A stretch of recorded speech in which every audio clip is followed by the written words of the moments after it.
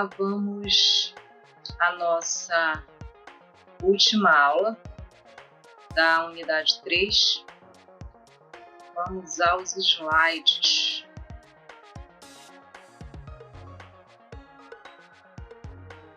A unidade 3, agregando pessoas, vamos trabalhar 8 itens: cultura, clima, planejamento, recrutação, seleção, descrição de cargo, treinamento, desenvolvimento e avaliação de desempenho. Cultura e clima organizacional são coisas totalmente diferentes.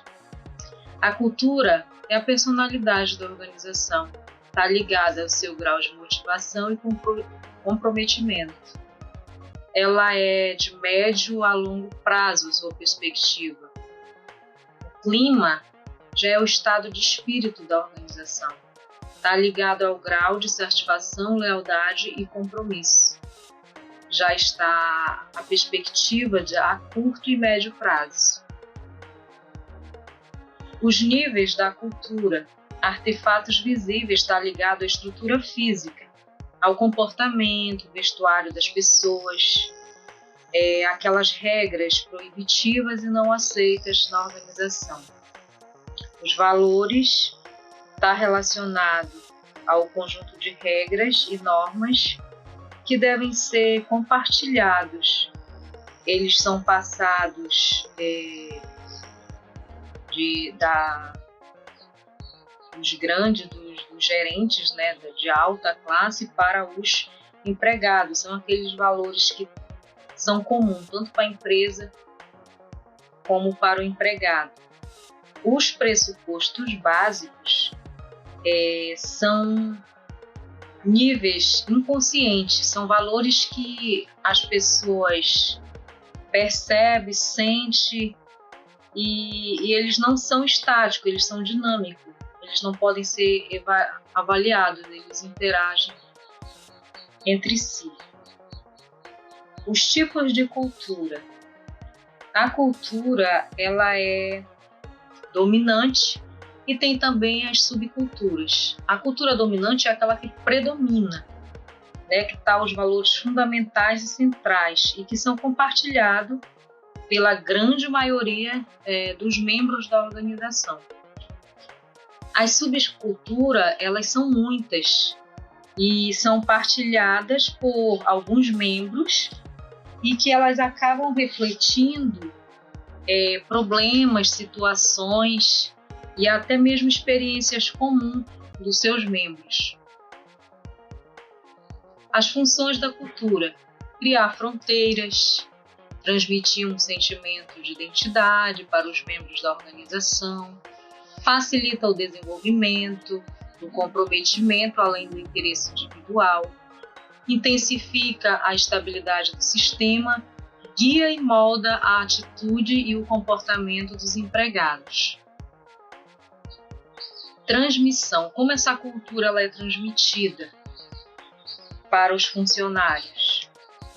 Ela ocorre através de cerimônias, que é um evento onde vai reunir os membros da organização para reverenciar um funcionário que teve um destaque, que teve um momento de desempenho bem sucedido.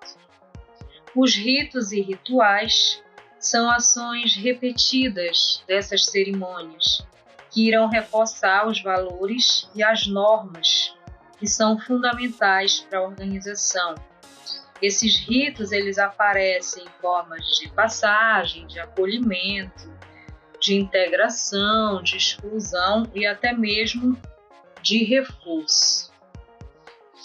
As histórias são acontecimentos narrativos ocorridos no passado da organização e que permanecem na memória dos funcionários como boas lembranças, muitas vezes, relembrando o início da organização, as dificuldades enfrentadas, e através disso são repassadas as culturas aos funcionários.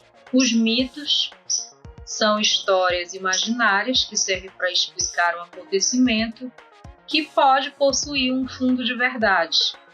Tem um exemplo muito utilizado nas organizações, que é o do office boy, que se tornou o superintendente da empresa. Os heróis são aqueles funcionários que estão impregnados dos valores e da missão, que serve como modelo para os demais funcionários. Eles estão na organização há mais de 30 anos e são vistos pela sua lealdade. Símbolos são os objetos, as logomarcas, os veículos, as bandeiras, que representam significados especiais para a organização.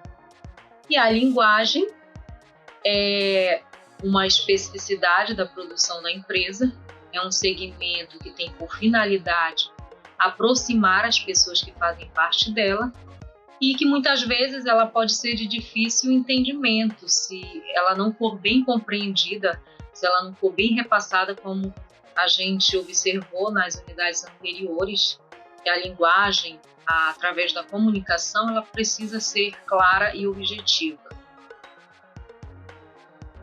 Os objetivos do clima. Quais são os objetivos? É conhecer as interpretações e os sentimentos dos empregados, é identificar estratégias apropriadas para o uso da empresa em relação aos seus empregados, é identificar aspectos culturais que possam facilitar ou dificultar a implementação de novas medidas ou novas políticas, entre outros. As variáveis do clima. Assim como é um ambiente de diversas personalidades, temos as variáveis que podem influenciar no clima. A imagem da empresa. A imagem da empresa, como o empregado avalia a sua relação com a empresa, aquele orgulho de pertencer a ela. Também pode ser a opinião do empregado em relação à marca que a empresa deixa na comunidade. A comunicação é o processo que prevê a transmissão da mensagem, da emissão da mensagem que a empresa quer repassar. E cada pessoa que passa a considerar o interlocutor, ele troca informações com o receptor de suas vivências e emoções. A remuneração é um conjunto de vantagens habituais atribuída aos empregados em virtude da prestação de serviços que eles fazem, essa troca de serviços entre empregador e empresa e empregado. A carreira, que é o programa de sucessão que propicia ao colaborador quais cargos ele poderá ocupar na grade de cargos e salários da empresa e qual é a qualificação e a especificação que ele poderá agregar de acordo com o seu perfil para conquistar a sua promoção. A liderança, que é o fator influenciador nos subordinados, a fim de conseguir atingir objetivos e resultados esperados. O relacionamento, que é a manifestação do colaborador quanto ao seu nível de interação entre os companheiros e a chefia. Ele pode ser individual, intragrupal, a comunicação dentro do seu ambiente de trabalho. Os benefícios e treinamentos, a qualidade, a produtividade, a segurança, o meio ambiente e a satisfação geral. Então, são vários fatores que influenciam, de alguma forma, nessa transmissão, nessa variação do clima. O planejamento estratégico depende da missão, da visão e dos objetivos organizacionais da própria organização. Ele vai se referir à maneira como a função da gestão de pessoas pode contribuir para o alcance dos objetivos da organização. E ele acontece de 3 maneiras. Ele pode ser estratégico, o que eu tenho que fazer, vai oferecer os objetivos básicos. e identificar as necessidades e potencialidades existentes dentro e fora da organização. Ele pode ser gerencial.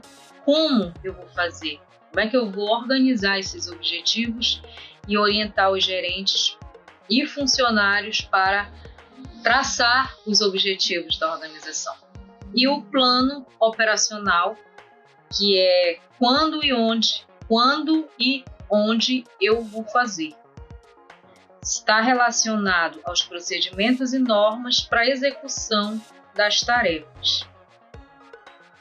Esse planejamento estratégico, ele precisa de algumas filosofias para tomar decisões antecipadas.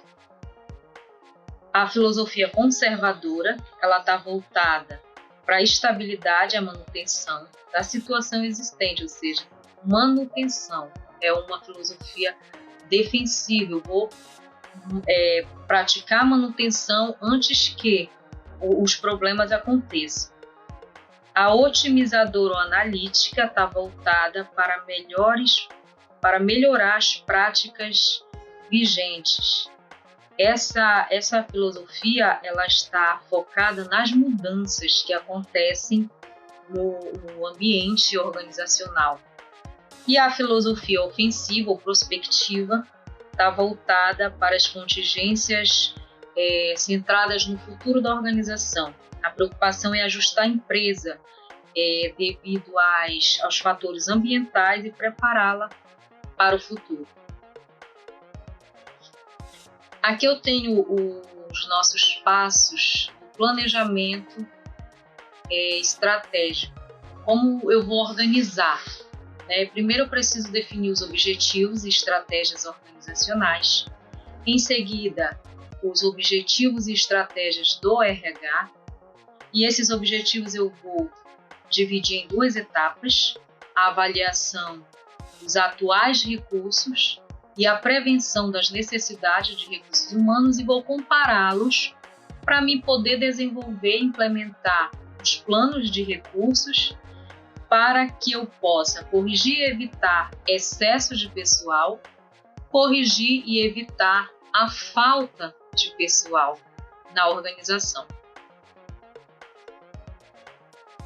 Modelos de planejamento. Temos aqui 5 modelos. O modelo baseado na procura estimada do produto, que é a necessidade de pessoal, variado na demanda, por procura de produtos ou serviços. Essa variável ela influencia no setor da produtividade, da tecnologia, da disponibilidade interna e externa de recursos financeiros. Esse modelo ele utiliza previsões para o nível operacional da organização. Ele avalia também a redução de aspectos quantitativos.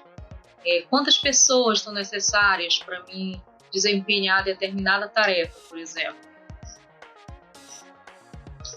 O modelo de segmento de cargos, esse modelo ele é muito utilizado por empresas de grande porte, porque ele vai escolher um fator estratégico, vai estabelecer os níveis históricos e futuros para cada setor, vai determinar os níveis de força de trabalho de cada unidade e vai projetar esses níveis para o futuro, para cada unidade do setor de estratégia da empresa.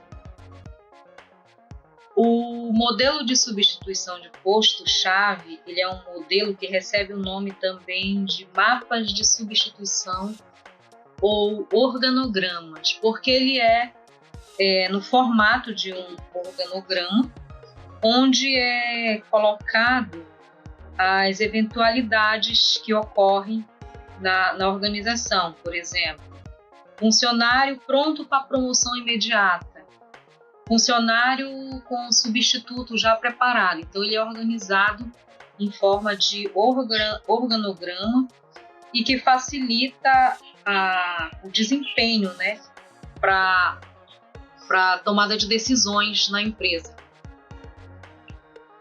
O modelo baseado no fluxo de pessoal é um modelo que mapeia o fluxo de pessoas dentro, através e para fora da organização.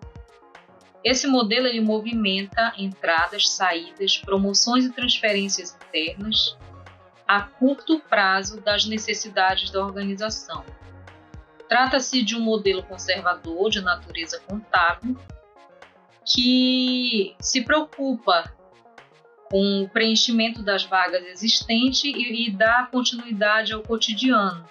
Ele adequa a organização a planos de expansão e deixa a organização mais estável. Esse modelo ele antecipa as consequências de contingências, como políticas de promoção de organização, aumento de rotatividade. Ele está mais baseado com o fluxo de pessoas que entram e saem da organização. O modelo de planejamento integrado é um modelo mais amplo e abrangente e leva em conta 4 fatores para sua implementação: o volume de produção planejado pela organização, as mudanças tecnológicas dentro da organização que alterem a produtividade do pessoal, a condição da oferta e procura no mercado por parte dos clientes e o planejamento de carreiras dentro da organização. Esse modelo ele contempla uma análise qualitativa e uma análise quantitativa de todas as atividades, tarefas, funções e cargos que abrangem a organização. Recrutamento de pessoas. O recrutamento ele é um conjunto de ações que busca atrair candidatos com interesse e potencial para ocupar um determinado cargo. Ele pode ser interno ou externo e ele tem algumas vantagens e desvantagens. No recrutamento interno, podemos ver que as vantagens está relacionada à motivação para o desempenho e a qualificação dos funcionários. Também temos a redução de custos, aumenta a probabilidade de acerto dos processos seletivos, porém nós temos a desvantagem de que ele incentiva a rotina, ele é um sistema fechado, ele não abre espaço para a entrada de novas ideias na organização.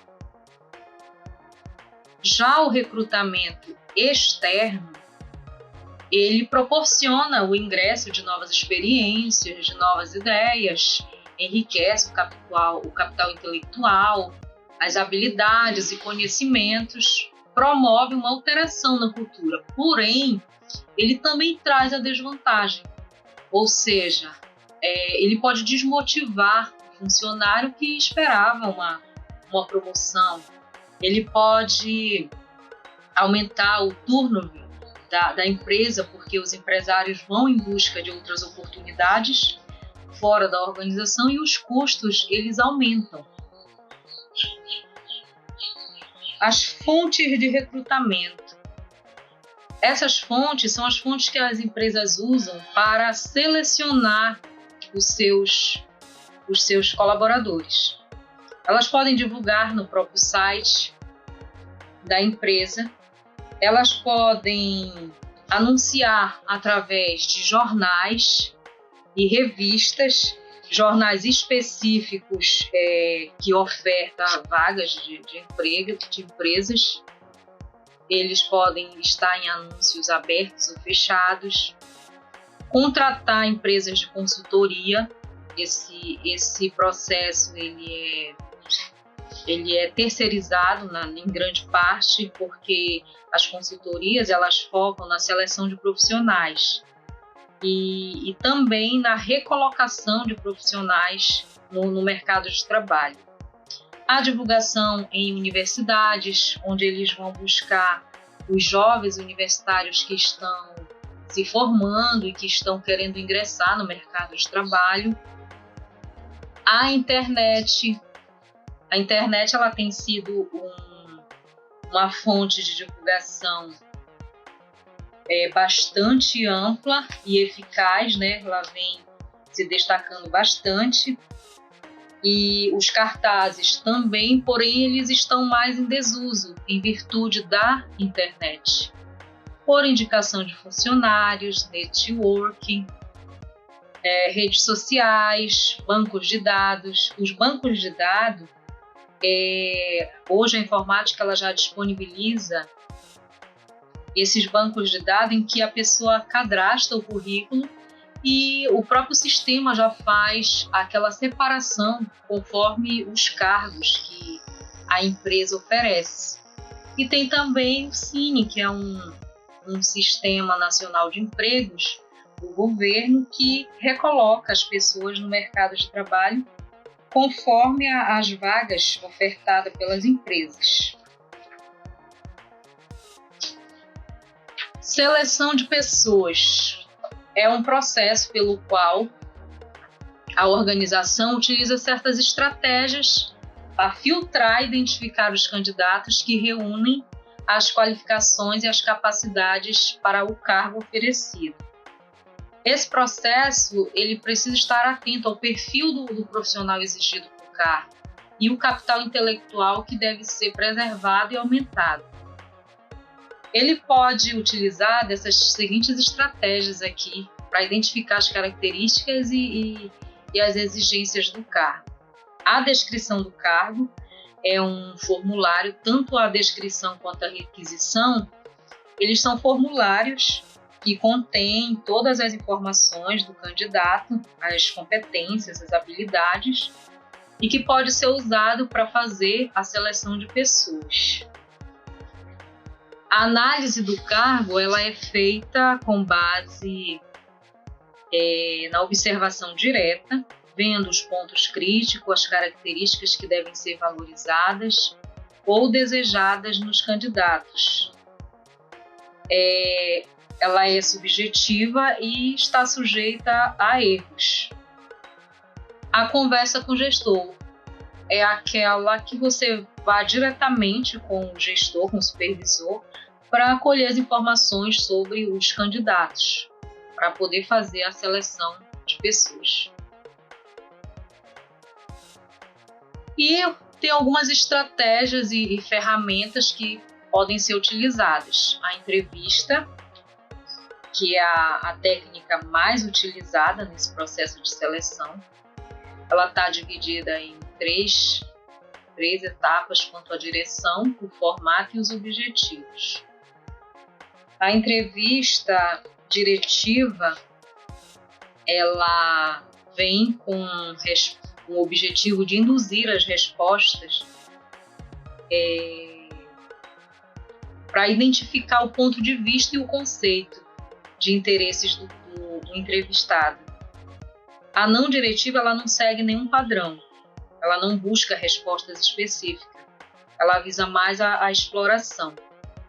O formato padronizado é aquela entrevista que ela segue um roteiro de perguntas para obter informações do candidato. A não padronizada, ela não tem esse roteiro, ela é mais diretiva, né? As questões elas são formuladas no momento da entrevista. O tradicional, o entrevistador geralmente formula questões mais abertas e gerais, a fim de descobrir a trajetória profissional, os valores, os pontos fortes do candidato. A padronizada comportamental é uma entrevista estruturada com base na prévia de perguntas e são questões mais fechadas, objetivas e focadas em comportamentos específicos. A de equipe é utilizada a técnica de painel, ou seja, vários entrevistadores estão ali, porém só um é que coordena as perguntas e os outros estão para observar o candidato, seu comportamento e assim por diante. Quanto aos objetivos, ela pode ser de triagem, que é face a face com o candidato, esclarecendo pontos do currículo e verificando se a pessoa tem as qualificações mínimas. De avaliação, que é uma investigação mais detalhada sobre as habilidades do candidato. E a final, ou com requisitante, ela é realizada tanto pela gerência ou por aquela pessoa que está requisitando o funcionário. Temos também as ferramentas de provas situacionais. Provas situacionais são questões que você terá que responder, colocado, por exemplo, um estudo de caso de uma determinada situação que ocorra na organização, e você precisa responder como você vai reagir diante daquela situação, quais as técnicas que você vai usar para resolver aquela situação. A específica, ela vem mais baseada em conhecimentos específicos sobre idiomas, sobre os conhecimentos em informática, conhecimentos jurídicos que o candidato possa ter. Foca mais no específico. A avaliação psicológica, ela vai identificar a personalidade e aptidões do candidato e ela tem que ser elaborada por um profissional qualificado, ou seja, por um psicólogo. A dinâmica de grupo são avaliações em que você avalia o candidato em um grupo, onde você vai observar o seu comportamento, a sua atitude, para poder você fazer a sua seleção. A descrição de cargos e programas de incentivo é uma distribuição dos aspectos financeiros e não financeiros, ou seja, a retribuição dada ao funcionário de acordo com o trabalho, a dedicação e o seu esforço pessoal. A remuneração estratégica ela surge como um catalisador para a convergência de energias na organização. A remuneração ela pode ser funcional, que ainda é a mais utilizada no mercado, e ela se realiza por dois equilíbrios, o externo e o interno. O externo consiste na adequação de salários da empresa em relação aos valores praticados no mercado em função de pesquisas salariais. E o interno ocorre após a avaliação de todos os cargos e aplicação de uma regra geral para estabelecer os salários, gerando um sentimento de justiça entre os empregados. A vantagem dessa remuneração é que ela constitui um modelo positivo com o planejamento financeiro, porque ela tem uma visão atualizada do mercado em que ela está inserida. A remuneração por competência é o reconhecimento, né, vai focar no conhecimento, na habilidade e na atitude que o profissional necessita para exercer esse cargo. E para isso ela vai se usar de alguns fatores, como o crescimento do setor de serviços, as necessidades de conhecimento intensivo, os sistemas mais flexíveis, suas implantações e assim por diante. O objetivo dessa competência é implementar a quebra de paradigmas do modelo tradicional, buscando alinhar as políticas de organização aos aspectos inovadores da gestão de pessoas com o resultado dos negócios. Temos a remuneração variável, é uma forma complementar baseada no desempenho e vem sendo adotada por um maior número de pessoas, de empresas nos últimos anos, principalmente para cargos de diretoria e gerência.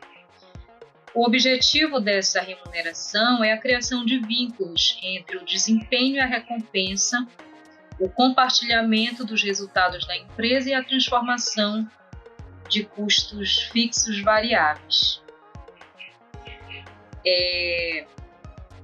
Esse modelo de remuneração, ele conserva talentos, ele alcança objetivos estratégicos e o desenvolvimento de competência dos seus colaboradores. A remuneração estratégica, ela é um conjunto diferente de maneiras para remunerar os empregados. Ela representa um elo entre o indivíduo e a nova realidade das organizações.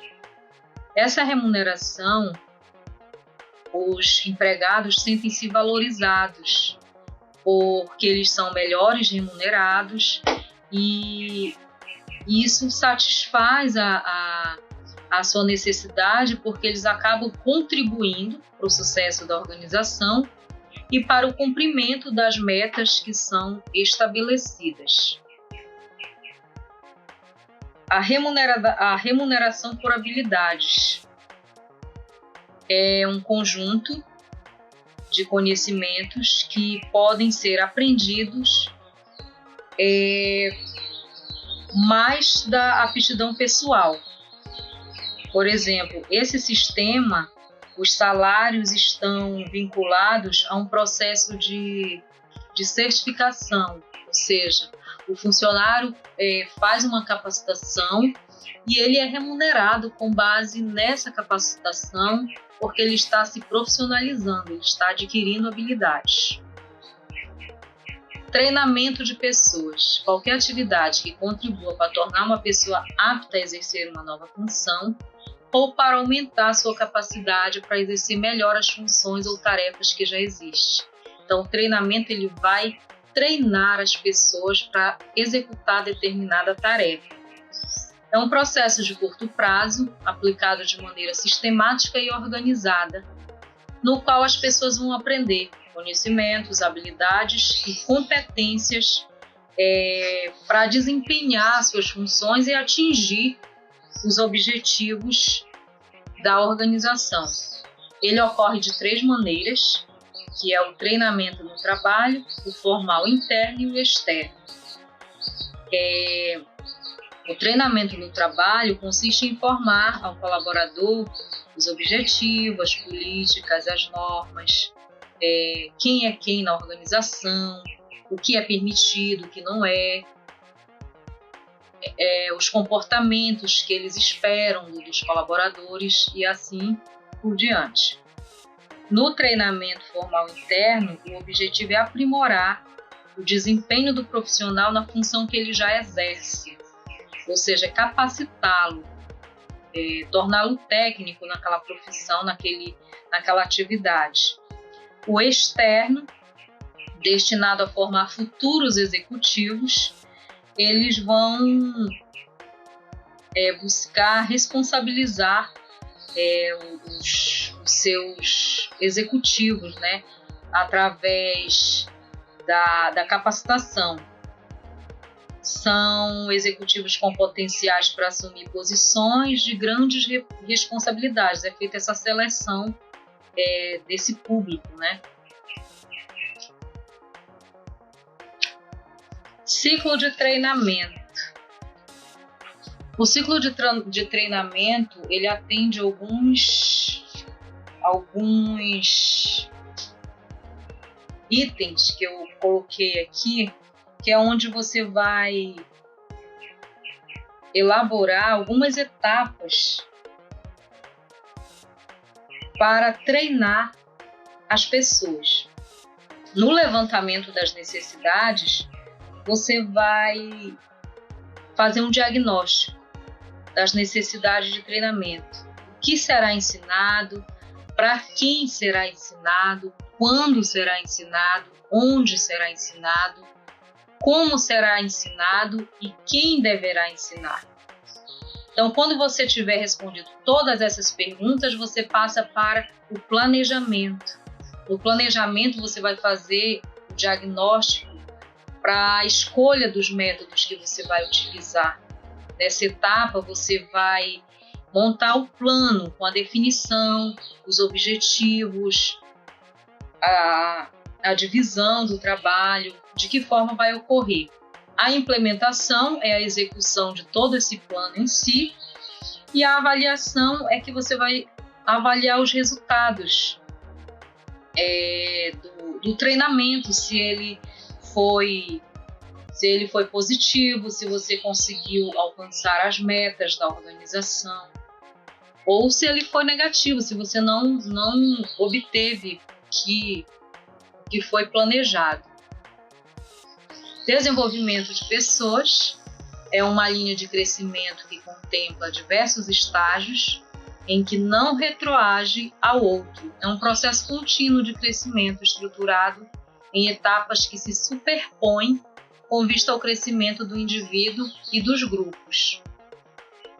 O desenvolvimento de pessoas é um processo forte, que dá forte ênfase em agregar valor às pessoas e à organização. Ele aprimora o pessoal como parte da melhoria da qualidade de vida das pessoas. Ele adequa as práticas do treinamento às diferenças individuais dos aprendizes. Busca incessantemente a excelência na realização das atividades. Então, são muitas as tendências em relação ao processo de desenvolvimento. Esse processo de desenvolvimento ele pode ser elaborado pela organização em si ou por outras empresas que fornecem esse tipo de desenvolvimento.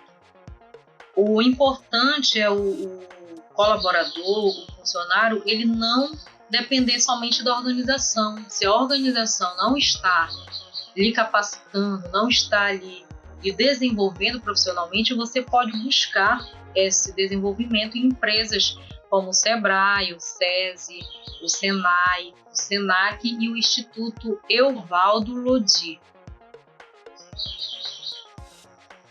A avaliação de desempenho. Ela é um processo que vai medir o desempenho do funcionário. O desempenho é o grau em que o funcionário alcança os requisitos de trabalho. O objetivo dessa avaliação é identificar aqueles empregados que necessitam de aperfeiçoamento, descobrir o surgimento de novos talentos, identificar problemas de ordem pessoal, fornecer feedbacks aos funcionários. Ou seja, a avaliação de desempenho ela vai medir o grau de satisfação ou insatisfação do seu funcionário. E ela ocorre através dos seguintes métodos. O método de escala, ele se baseia na avaliação de um grupo de determinados fatores daquilo que a organização define como desempenho. Esses fatores, eles são divididos em graus. Cada grau representa uma escala desde um mínimo até um máximo, de acordo com os parâmetros da organização. E cada grau dessa escala ele tem um valor em pontos que permite ao avaliador chegar a um total numérico para identificar a performance ou a medida do grupo de avaliação. O grau comparativo, o método comparativo, ele vai utilizar análises comparativas entre um e outro empregado ou entre o empregado e o grupo que ele participa. O método 360 graus, ele encontra uma grande ressonância atualmente nas organizações, pois está identificando fortemente ambientes democráticos e participativos que se preocupam tanto com o cenário interno quanto os externos da organização. Trata-se de um modelo que é focado praticamente em todos os elementos que tenham contato com ele. Os subordinados, os superiores, os clientes, os fornecedores. Então, ele é um método bem completo para fazer a avaliação de desempenho. A administração por objetivos é como redigir um contrato. O avaliado e o avaliador negociam as metas a serem atingidas dentro de um espaço de tempo. E essas metas elas têm que ser mensuráveis e observáveis. E o desempenho é medido avaliando-se o atingimento delas. Então, esse método, para ser eficaz, ele deve se basear nos resultados das atividades que o empregado desempenha dentro da organização. Os principais problemas de um sistema de avaliação são os conscientes e os inconscientes. Quando o avaliador, sob qualquer pretexto, vicia um resultado, premeditando intencionalmente o interesse em jogo, ele busca ajudar ou prejudicar o avaliado, ou seja, ele está agindo conscientemente. No âmbito das atitudes conscientes, esses dois efeitos são vistos com mais frequência. A gente viu na unidade passada o efeito de halo, que é você avaliar com base em apenas uma característica. O inconsciente é quando o avaliador toma atitudes anteriores, porém sem a intenção de provocar a alteração no resultado. Ou seja, no âmbito das atitudes inconscientes, normalmente encontram-se as disfunções avaliativas. Julgar sobre uma impressão de uma qualidade, basear em acontecimentos recentes e supervalorizar as qualidades potenciais. Então, esses são os problemas que precisam ser observados quando você está fazendo uma avaliação no desempenho. Aqui chegamos ao final dessa unidade e com a nossa mensagem de incentivação, de motivação a todos vocês. Queridos alunos, jamais sairão daqui da maneira como entraram. Na sala de aula, nenhum esforço é realizado em vão. Então, eu espero que vocês tirem as dúvidas. Esse é o final da nossa disciplina e muito obrigada a todos.